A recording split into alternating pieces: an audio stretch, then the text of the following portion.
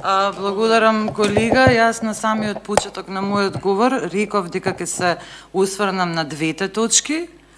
Значи, затоа зборев и за годишниот извештај, односно ги поврзав финансиите со програмата, и бидејќи вие многу детално го прочитавте финансискиот извештај со ваши очи виден, затоа ви се обратив на вас, ви се извинувам доколку сметате дека ве навредив на некој начин, навистина не мислев, извинете, му се извинувам на председателот, но едноставно ги споив двете точки во една, за да не се јавам два пати за збор.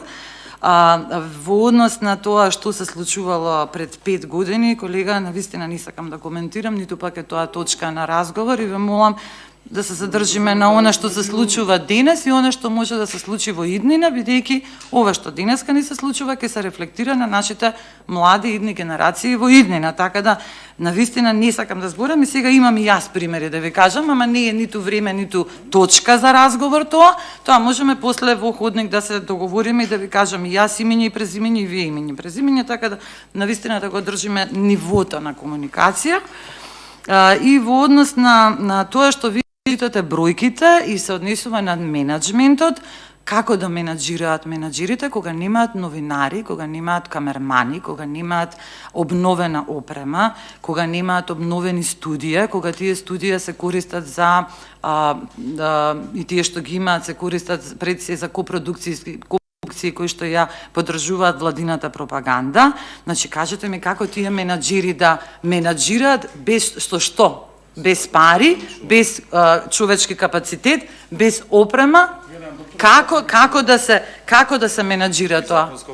И дополнително што целата оваа ситуација, значи не сакав да се повторувам бидејќи колегите претходно во претходната точка го кажаа тоа, но ние збориме за прекршување на закон за аудиовизуелни медиумски услови, каде што 1% од владиниот буџет мора да биде даден според закон на Македонската радиотелевизија.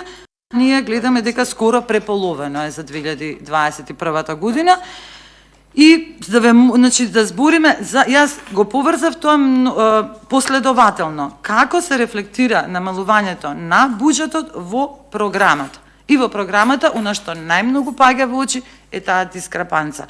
Значи сите јавни сервиси имаат пред се своја продукција, играно, документарна, образовна, културна, информативна, спортска, детска редакција, а ние сега имаме ситуација во која што практично повеќе одат пари во копродукции кои што пропагираат владина стратегија, отколку во собствена продукција. И собствената продукција нормално дека не може да работи кога владата на некој начин кажува вие ќе добиете пари за ова, за ова, за ова и за ова. Значи, малце тука, и само за тоа зборувам.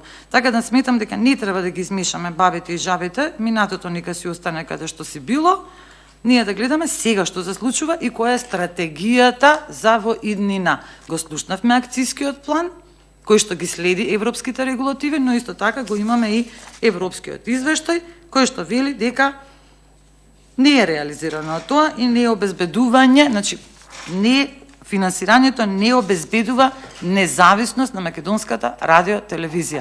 Тоа се клучните зборови. Независноста е загрозена. Благодарам.